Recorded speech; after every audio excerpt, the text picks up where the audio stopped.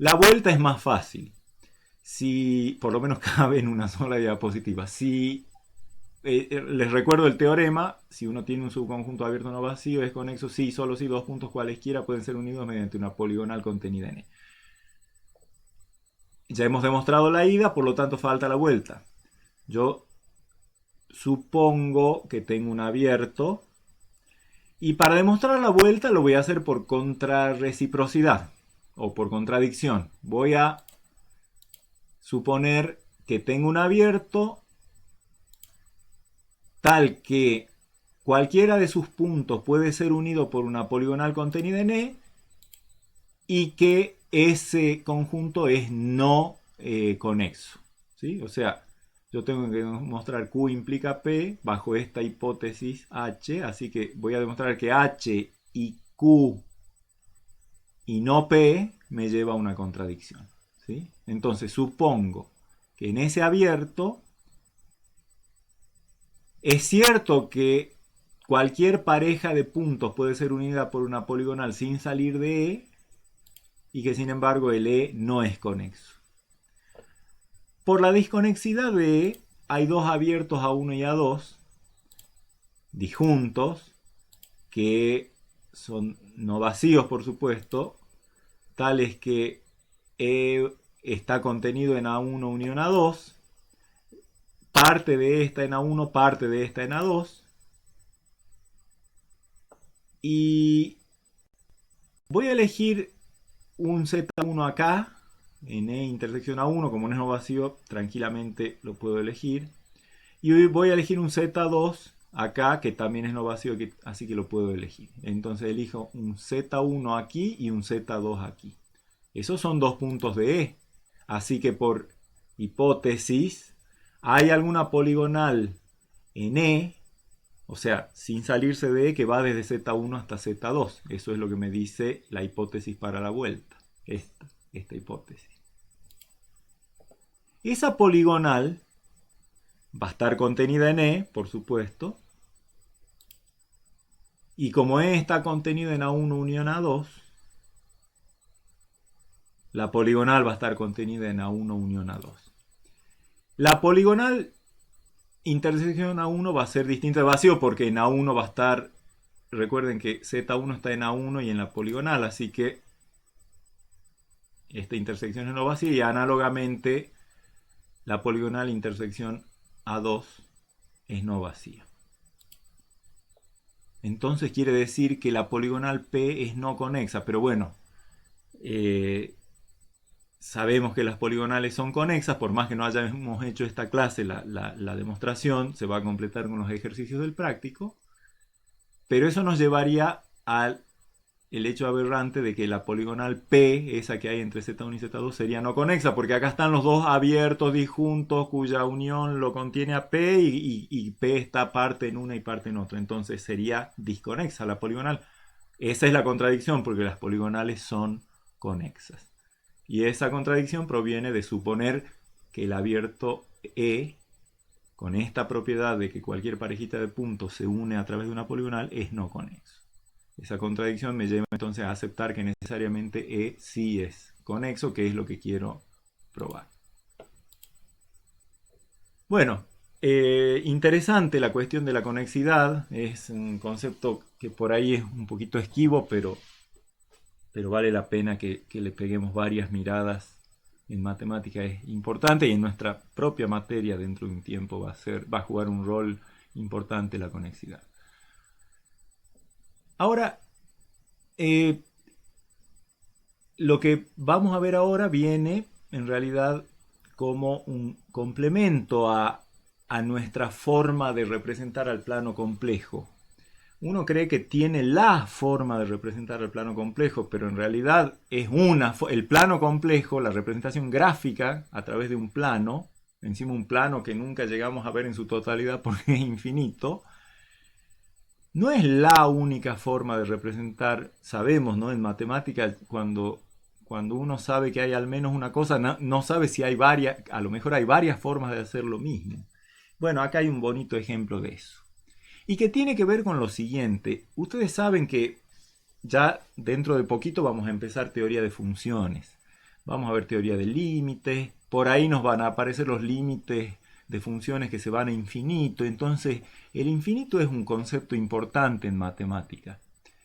Y está incorporado de alguna manera al análisis complejo, porque uno, si piensa en la recta real, nomás tiene bien marcado un concepto de más infinito y un concepto de menos infinito, y al más infinito lo imagina como infinitamente lejos hacia la derecha del cero y al menos infinito hacia la izquierda. Bueno, vamos a ver que hay una manera de incorporar al infinito al conjunto de los números complejos para armar un sistema más grande, en el sentido de que es un conjunto con los mismos elementos que el plano complejo, salvo que le vamos a agregar un nuevo elemento que le llamamos así infinito, pero lo que interesa es ese nuevo elemento, cómo se opera con él mismo y cómo se opera con los elementos del plano complejo, los complejos finitos, como se les suele llamar a los elementos que tienen parte real, un número real, y parte imaginaria, un número real. A infinito le llamamos en este contexto el complejo infinito. Sus reglas de operación con los números complejos usuales son que si yo sumo o resto infinito a cualquier número complejo, insisto, acá z tiene parte real y parte imaginaria, números reales. Por esa razón, a los z de c, cuando uno introduce la noción del infinito a los elementos del plano complejo, se los llama complejo finito, y a este complejo infinito, el complejo infinito. Bueno, las reglas de operaciones son: si yo sumo o resto a cualquier número complejo finito, el infinito me da infinito. Si multiplico un complejo no nulo por infinito, me da infinito. Ustedes que ya han visto análisis 1, análisis 2, se darán idea de la razón de excluir al cero de esta definición, porque cero por infinito es una de las indeterminaciones. Uno, cuando tiene dos funciones, una tendiendo a cero y una tendiendo a infinito, puede pasar cualquier cosa con el producto, así que esa es la razón para... No importa, nosotros acá no lo vamos a discutir, directamente definimos que cualquier complejo no nulo multiplicado por infinito, 1 por ejemplo por infinito, infinito. Menos 1 por infinito, también infinito. Porque de alguna manera van a ver que nuestras ideas que podamos tener ahora sobre el más infinito y el menos infinito van a quedar colapsadas en un mismo concepto en el plano, en este sistema que estamos viendo. Dividir cualquier número complejo, incluso el 0, por infinito, 0. 0 sobre infinito, o 1 sobre infinito, o i sobre infinito, cualquier complejo dividido infinito, el 0. Cualquier complejo no nulo dividido por 0, el infinito. La misma razón para excluir al 0, que 0 sobre 0 puede pasar cualquier cosa en los límites. E infinito sobre z, sea z0 o sea distinto de 0, que dé infinito. ¿Qué queda indefinido en esta aritmética? Infinito más infinito, infinito menos infinito, las razones son las mismas, puede pasar cualquier cosa. 0 por infinito, 0 sobre 0 e infinito sobre infinito. Esas son las cosas, o sea, imagínense ustedes que a la bolsa de números complejos, tal como la conocemos hasta ahora, le agregamos un nuevo elemento que se llama el infinito. Esa nueva bolsa, que es la misma que C más un elemento especial más, ¿cómo se hacen las operaciones suma, resta, multiplicación y división? Entre dos complejos habituales, como ya hemos definido todas esas operaciones. Y con el infinito, así como dice acá, y quedan indeterminadas estas expresiones. Entonces, justamente lo que hemos hecho es extender al conjunto C, al de los complejos, con un nuevo elemento. Eso se llama el plano complejo extendido, o plano ampliado también, plano complejo ampliado. Ampliado con un solo elemento, vaya ampliación, pero bueno. Se lo designa como C sub infinito para recordar que es a C le hemos enchufado un bicho ahí infinito, un bicho nuevo que se llama infinito, aunque algunos autores, sobre todo cuando lo ven desde un punto de vista topológico, usan C con un sombrerito arriba. En definitiva es C unión el infinito. Ese punto especial con esta forma de operarse con el resto del mundo. Por supuesto que el sistema no alcanza solo con decir quiénes son sus elementos, sino cuáles son sus operaciones. Bueno, las operaciones habituales entre los números complejos finitos y las operaciones con el infinito que hemos visto acá. Todo eso forma el sistema complejo extendido, el conjunto C infinito, o sea, el conjunto de los complejos ampliados o extendidos. ¿Qué representación le damos al infinito? En el plano es imposible. ¿Dónde anda el infinito? Uno se lo imagina como algo lejísimos. Un complejo, lo podríamos imaginar al infinito como un complejo con estas reglas.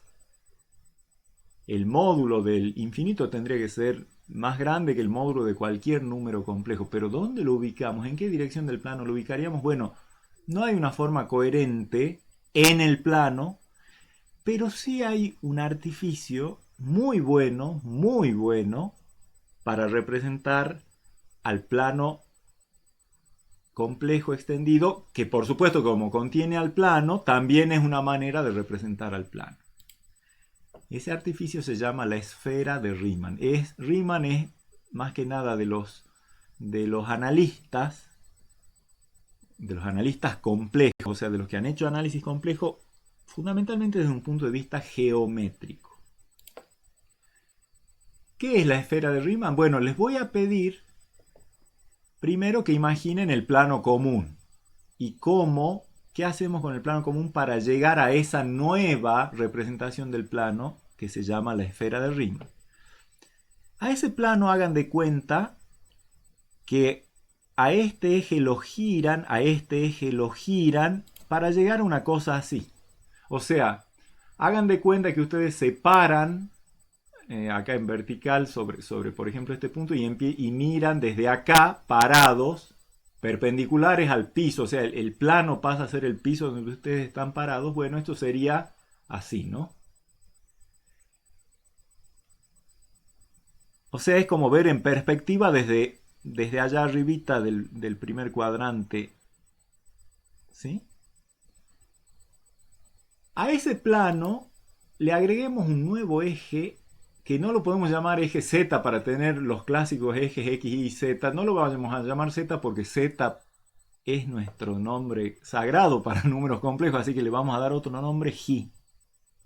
Eje X, eje Y, eje J. El eje X es coincidente con el eje real en esta nueva perspectiva. El eje Y con el eje imaginario, o sea, los ejes X e Y juegan un doble rol. Por un lado son los ejes X e Y de un espacio tridimensional X y Y, y por otro lado los ejes real e imaginario del plano complejo. Dentro de ese espacio tridimensional que absorbe al plano complejo, o sea, cuyo piso, cuyo plano XY es el plano complejo, vamos a destacar un conjunto particular y especialísimo que se llama la esfera de Riemann, que se simboliza con R, que es el conjunto, la esfera unitaria. Más que la esfera me interesa el casco de la esfera, no me interesa el interior de la esfera, ¿sí?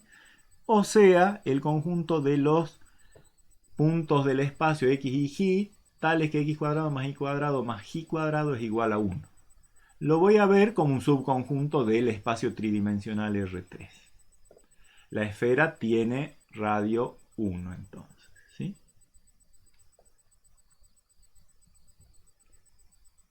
El conjunto de los números complejos en este espacio tridimensional, como les decía, es el plano XY, o sea, el conjunto de todos los puntos del espacio que tienen coordenada J0. Y voy a distinguir dos puntos. Esa esfera yo la voy a, muchas veces se la asocia a la Tierra tiene hemisferios, porque es redonda, ¿no? Tiene paralelos, tiene meridianos, bueno. En la esfera, el punto de más arriba, o sea, el de coordenadas 0, 0, 1, ese es el superior, digamos, de la esfera, se llama polo norte, N. Y acá yo estoy dibujando esta esfera solo el primer octante para no entorpecer el dibujo, pero esta es una esfera con centro en el 0, 0, 0, ¿no? Y entonces, el otro punto diametralmente opuesto a este sería el 0, 0, menos 1, que otra cosa llamarle que polo sur simbolizado con S. Ahora vamos a ver de qué manera hacemos corresponder cada punto del plano con cada punto de la esfera de forma casi biyectiva, de modo tal que realmente la esfera, por esto que vamos a ver ahora, es un ingenioso dispositivo que nos permite representar también al conjunto de los números complejos. ¿Cómo es el mecanismo por el cual un punto como este se hace corresponder con uno y solo un punto de la esfera, y cada punto de la esfera se corresponde con uno y solo un complejo? Ese mecanismo se llama proyección, porque se trata de una proyección. Proyectar puntos de un lugar a otro es una proyección, pero se llama proyección estereográfica.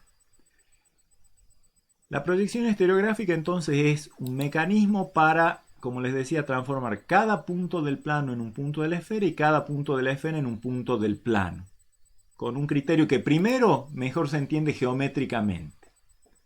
Entonces, vamos a definir una función P de proyección de los complejos a la esfera de Riemann. Primero la definimos geométricamente. Si yo tengo un complejo cualquiera A más IB, donde A y B tienen que ser números reales, lo primero que hago es, en ese espacio tridimensional, trazar la recta que pasa por el polo norte, por N, y por el punto AB0. O sea, recuerden que todo número complejo se podía ver en ese espacio como el punto de coordenada 0 y coordenada XA y coordenada YB. Acá tengo el dibujo entonces. Acá está la esfera, bueno, es un ejemplo, es la parte del primer octante nada más. Acá está el complejo A, B, el Z. Entonces, por ese punto y por el polo norte trazo una recta infinita.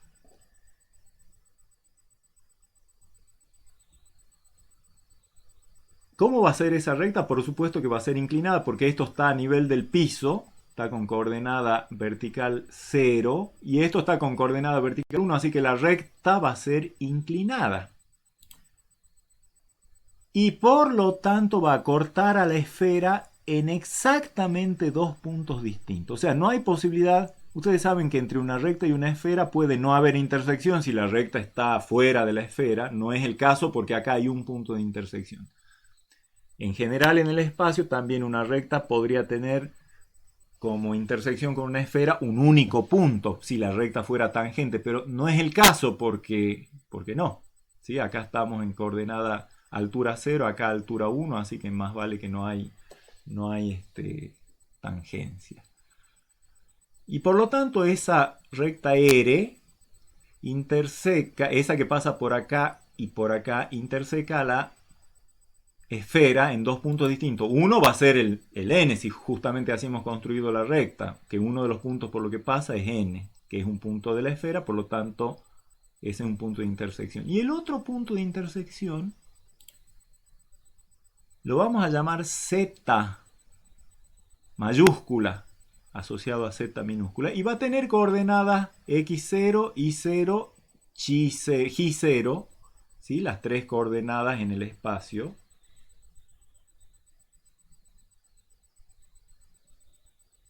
Y resulta que ese z es lo que llamamos la proyección estereográfica de este z sobre la esfera de Riemann. Uno se da cuenta que si mueve este z, la recta se va a mover y el punto de corte se va a mover. Por otro lado, se da cuenta de que si agarra cualquier punto, casi cualquier punto de la esfera, hay una sola honrosa excepción, pero si agarra cualquier punto de la esfera y une el polo norte con ese punto de la esfera, eso le genera un segmento. A ese segmento va a ser inclinado, lo prolonga indefinidamente una recta. Esa recta va a intersecar en algún lado al plano complejo y ese punto de intersección con el plano complejo y esa recta va a ser el complejo cuya proyección es justamente ese punto de la esfera que yo tomé. Así que La verdad que es una cosa muy bonita porque con una... Uno dice, pero si yo tengo una cosa infinita como el plano, infinita en todos lados, bueno, pero mira, acá tenés algo chiquito, una esfera de radio 1 que tiene tantos puntos como números complejos hay. Es así como cuando en un segmento, uno dice, pero en un segmento hay tantos puntos como en la recta real, sí, por supuesto. Si uno usa convenientemente una proyección, podría representar la recta por un segmento o por un círculo con una construcción más o menos, digamos, siguiendo esta idea. Pero bueno, acá tenemos sobre la esfera tantos puntos como números complejos. Por lo tanto, puede haber, son dos conjuntos de la misma cardinalidad, así que puede haber varias funciones biyectivas o casi biyectivas entre el plano y la esfera. Esta establece uno de ellos.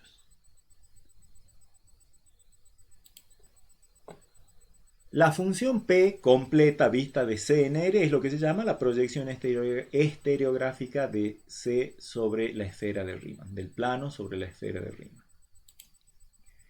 Es una función inyectiva porque si uno toma dos complejos distintos, por lo menos intuitivamente, si hemos seguido las gráficas de recién, se da cuenta que la proyección de esos dos puntos va a tener que ser distinta.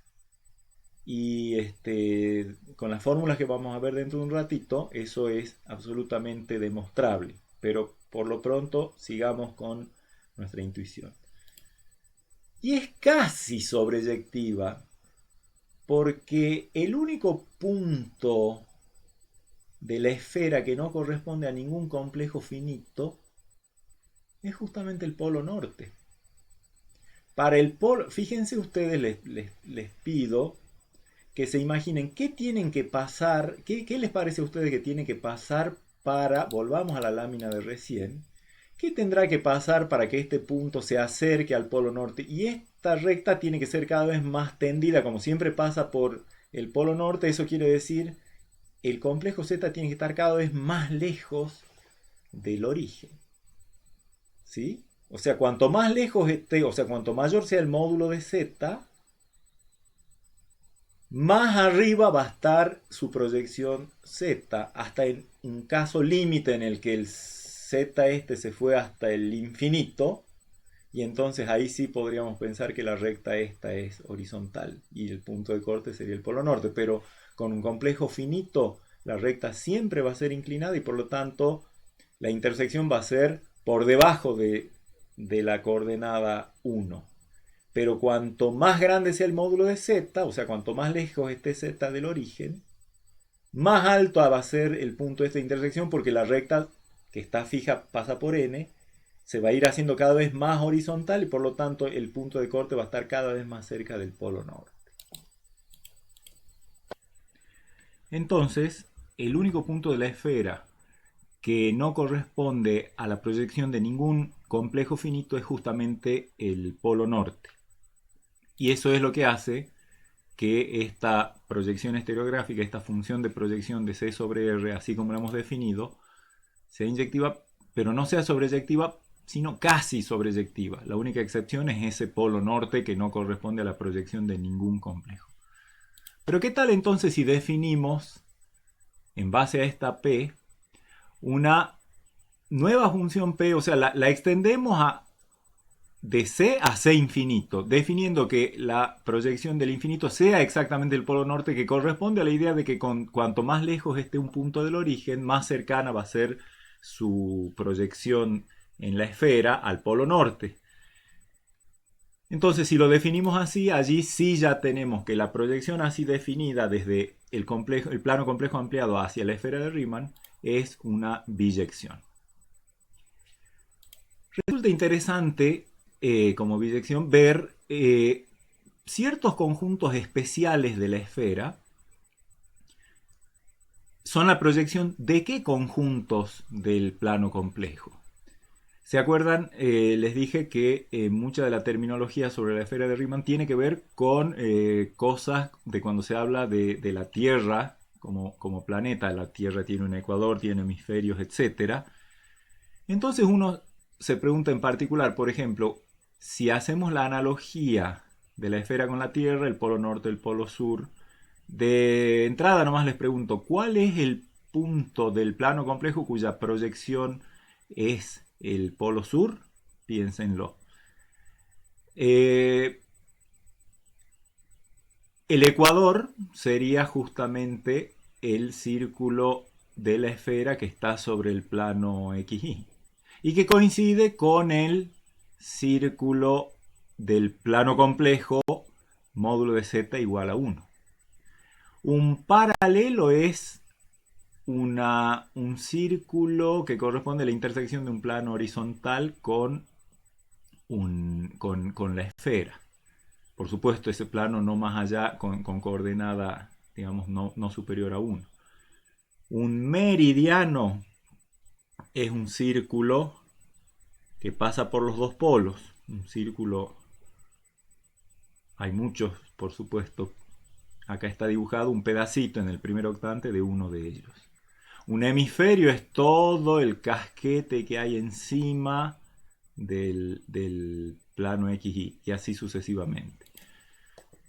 ¿Qué conjuntos del plano tienen entonces estas proyecciones interesantes? Uno de ellos es los puntos del plano que están sobre un círculo centrado en el origen y de radio K, todo este círculo en el plano XY, o sea en el plano complejo, centrado en el origen para K mayor que 0, corresponde justamente a un círculo horizontal correspondiente a la intersección de la esfera con un plano horizontal. Es lo que llamamos un paralelo. Si K es más grande que 1, es decir, círculos de módulo más grande que 1 se proyectan sobre un paralelo en el hemisferio norte. Y si K es menor que 1, una circunferencia con centro cero y radio menor que 1, se proyecta sobre el hemisferio sur. Pero también en forma de paralelo. El caso particular K igual a 1, o sea, módulo de Z igual a 1, es el ecuador y justo es el punto de intersección de la esfera con el plano complejo. Si llevan adelante el proceso geométrico, van a ver que si yo tomo este punto, por ejemplo, este de acá, y quiero ver en qué punto de la esfera se proyecta, tengo que trazar la recta desde allí hasta el polo norte, y allí mismo tengo los dos puntos de la esfera que son cortados por esa recta, así que la proyección corresponde al mismo punto. Otro caso particular es, ¿qué pasa si yo tomo el exterior de un círculo, de una circunferencia de radio K? Por ejemplo, piensen en el radio, una circunferencia con centro en el origen, piensen en el plano complejo, ¿no? O sea, el piso, el plano XY. Toman una circunferencia allí de radio más grande, de radio K, y piensan en todos los complejos en el exterior. Todos ellos se van a proyectar en lo que llamaríamos un casquete polar justamente alrededor del polo norte. O sea, toda esta parte, por ejemplo, si yo me fijaba cuál era la circunferencia que proyectada producía este paralelo, el exterior de esa circunferencia proyectaba a producir lo que hay en la esfera encima del paralelo. También, justamente ustedes se imaginan que cuanto más grande sea acá, más arriba va a estar el paralelo y no sin razón esos casquetes se llaman entornos del infinito porque corresponde a cercanías en la esfera al polo norte y se designan por la letra entorno de radio 1 sobre K. Cuanto más grande es K, más chiquito es el radio del entorno, más ceñido es al polo norte el entorno. Y les dejo como tarea, busquen una expresión así de este estilo para un casquete parecido a este, nada más que abajo cerca del polo sur.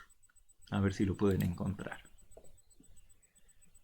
Y supongamos que otra figura que se nos ocurra sea tomar una recta que pasa por el cero. Por ejemplo, uno de los ejes, el eje real. ¿En qué se proyectará? Bueno, si yo proyecto todos los puntos del eje real con el mecanismo de la proyección, el mecanismo geométrico, voy a obtener todos los puntos de este círculo. Si proyecto la recta que pasa por este punto y por el origen, voy a obtener todos los puntos de este círculo, o sea, voy a obtener un meridiano que corresponde a la intersección de la esfera de Riemann con un plano vertical que contiene al plano G. Todas estas cosas las decimos en base a lo que hemos visto de cómo se hace la proyección, pero más vale que necesitamos fórmulas que nos digan, dado el complejo A más I por B, su proyección, ¿qué coordenadas X y Y tiene? Bueno, o sea, dado el complejo Z A más I por B, ¿qué fórmula nos permite a nosotros encontrar, o qué fórmulas nos permiten encontrar las coordenadas en el espacio del punto de su proyección? Para eso, ¿qué datos tenemos? Bueno, supongamos que tenemos dados A más I por B, ese complejo, por lo tanto A y B. Ese complejo llamémosle Z minúscula, como decía el dibujo.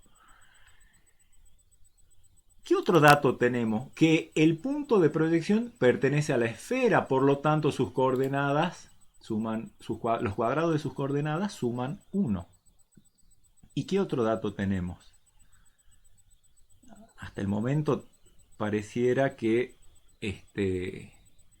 nos falta algo más, y precisamente lo que nos está faltando es la observación de que Z es un punto sobre la recta que une al polo norte con el complejo A más I por B en el plano, en el espacio, digamos. O sea, R pasa por el polo norte, que recuerden que tiene coordenada 0, 0, 1, y por el punto que representa en ese espacio al complejo Z, o sea, A, B, 0. Esa recta es muy fácil establecer una ecuación paramétrica para ella, un punto de paso más un vector de dirección. Un vector de dirección viene dado por la diferencia entre estos dos, A menos 0, B menos 0, 0 menos 1. Este es el vector dirección.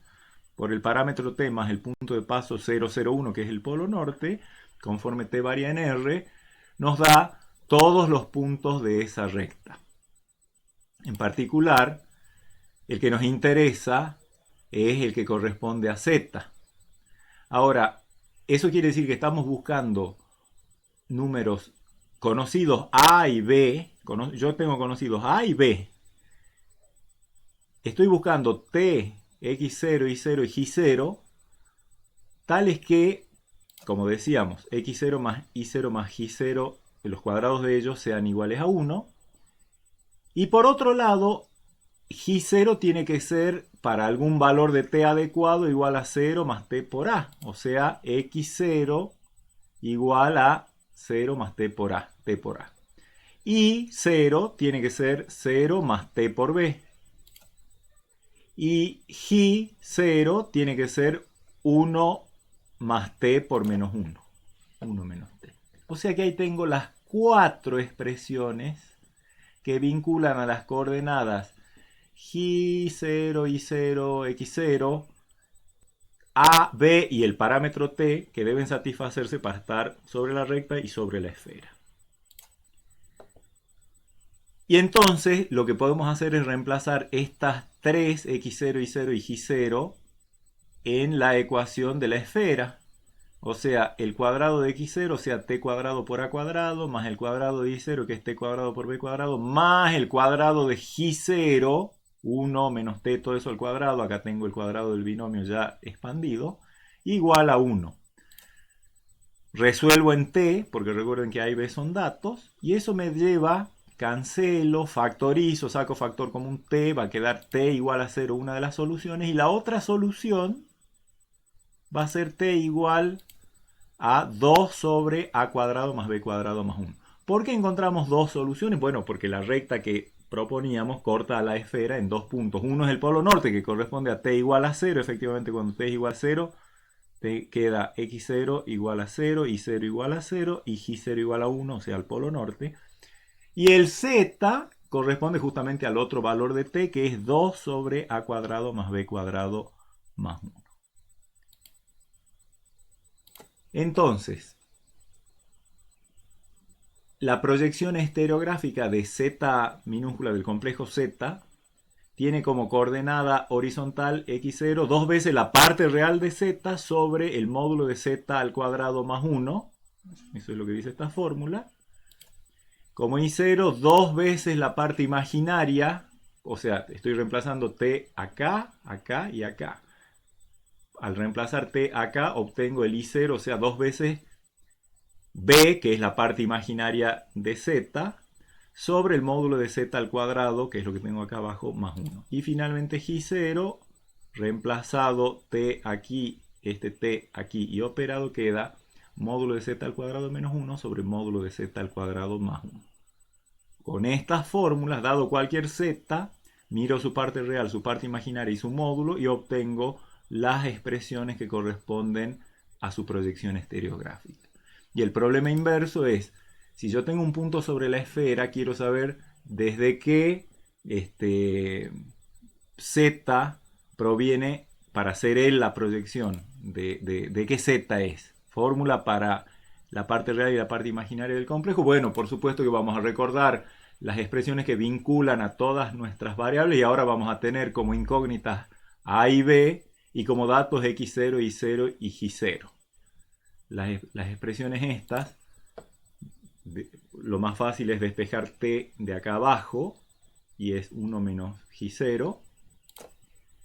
Con lo cual, obviamente, si el x0, y0 y j0 pertenecen a la esfera, más vale que esto se va a cumplir y esto no va a aportar ninguna cosa útil para encontrar el a y el b. Las cosas útiles, el t lo encuentro de acá, que reemplazado acá me produce el a y el b, porque en definitiva a es x0 sobre t, o sea, x0 sobre 1 menos j0, y b es i0 sobre t, o sea, sobre 1 menos j0. Y de esa manera tengo la proyección, la fórmula de la inversa de la proyección estereográfica, ¿sí? Allí está el complejo en términos del punto sobre la esfera con coordenada x0, y0 y j0. Y bueno, de esta manera terminamos nuestra incursión por las propiedades topológicas del plano complejo. Todo esto, cuando va bien acompañado por ejercitación, la ejercitación que les proponen los trabajos prácticos, seguramente se entiende mucho mejor. Como siempre, estamos a disposición de ustedes para las dudas que pudieran surgir después de haber visto estos videos. Nos estamos viendo en la próxima clase. Hasta luego.